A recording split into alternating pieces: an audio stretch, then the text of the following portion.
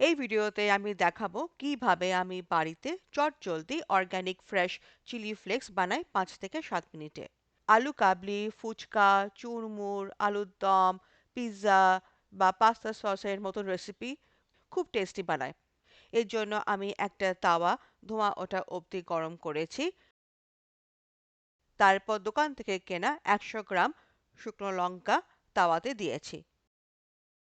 ২ থেকে ৩ minute medium হিটে সেঁকে নিয়েছি। বারবার নাড়ালে সব দিক ভালো করে রোস্ট হয়। দোকান থেকে লুজ কিনলে বা বাড়িতে অনেক দিন থাকলে শুকনো লঙ্কাকে একটা শুকনো টিস্যু পেপার বা কাপড় দিয়ে একটু মুছলে বেশি হাইজেনিক হয়। শুকনো লঙ্কা অনেক রকমের হয়, নিজের পছন্দের মতন শুকনো লঙ্কা নিয়ে নিও। বাড়িতে কাঁচা লঙ্কা রোদে শুকনো করেও ব্যবহার করা যায়। আমার লঙ্কা রোস্ট হয়ে গেছে। একটা হালকা রোস্টেড শুকনো লঙ্কার গন্ধ বেরোচ্ছে। দুই দিকে হালকা কালচে হয়েছে, তাই গ্যাসটা অফ করে দিয়েছি।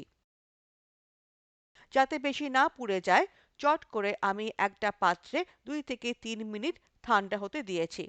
এর মধ্যে লঙ্কার ডাঁটিগুলো ভেঙে দিয়েছি। তারপর গ্রাইন্ডারে পালস বা চপ বা ক্রাশ অপশনটা ২ থেকে ৩ বার ব্যবহার করে চিলি ফ্লেক্স বানিয়ে নিয়েছি। চাইলে ছেঁকে খালি গোটা গোটা ফ্লেক্সগুলো আলাদা করে রাখা যায়। আমার ১০০ গ্রাম শুকনো লঙ্কা থেকে ৫.৫ টেবিল স্পুন চিলি ফ্লেক্স হয়েছে। ফ্রেশ টেস্ট আর গন্ধের জন্য আমি অল্প অল্প করে চিলি ফ্লেক্স বানাই। এটা আমার ১ মাস চলে যাবে। ভিডিওটা ভালো লাগলে অবশ্যই সাবস্ক্রাইব, লাইক, শেয়ার আর কমেন্ট করো। আমি আবার ফিরবো একটা নতুন শর্ট রেসিপি নিয়ে। এখন টাটা।